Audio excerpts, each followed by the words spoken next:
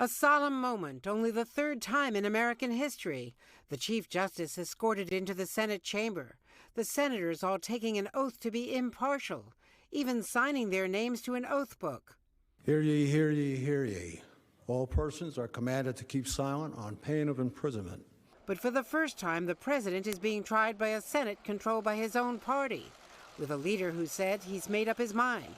I'm not an impartial juror. This is a political process. There's not anything judicial about it. 21 years ago, the president on trial was Bill Clinton, trying to carry on as though the trial wasn't even happening. I trust that the right thing will be done, and I think in the meanwhile, I need to work on the business of the people. And not as now running for re-election.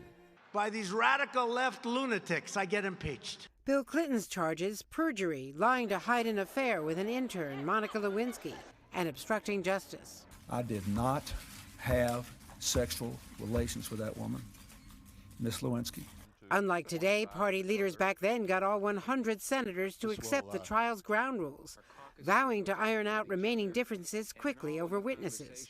There are many questions that we're having to address that are different from what has ever been addressed before in history. We want to give it another effort, another 24 hours or less. In Clinton's trial, Lindsey Graham was one of 13 House prosecutors demanding witnesses, telling Tim Russert on Meet the Press. What I'm saying here is that we're alleging the president turned the judicial system upside down for his political and legal gain, and you need witnesses to tell that story. Graham now blocking the Democrats' demand for witnesses like John Bolton. I think what's best for the country is to get this behind us as soon as possible. The biggest role reversal, Ken Starr, prosecuting Bill Clinton and making public 453 pages of evidence before the trial, including salacious details.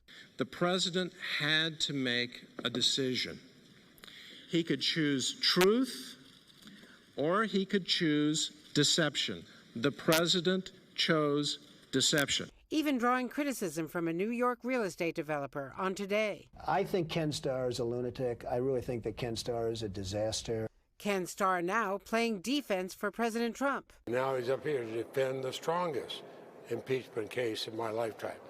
Well, that's their choice, but it's a weird choice. Perhaps the biggest change, the explosion of social media, with President Trump having the largest megaphone of all. Whatever happens, I think any of the division and antagonism that we see on the Senate floor is only going to be amplified.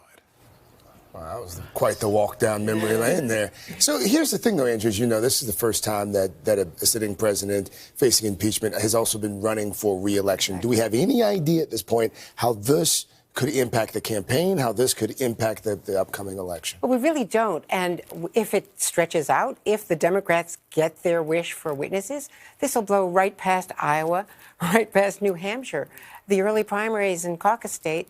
And, you know, that there are 3 leading Democratic senators who are tied down and can't campaign.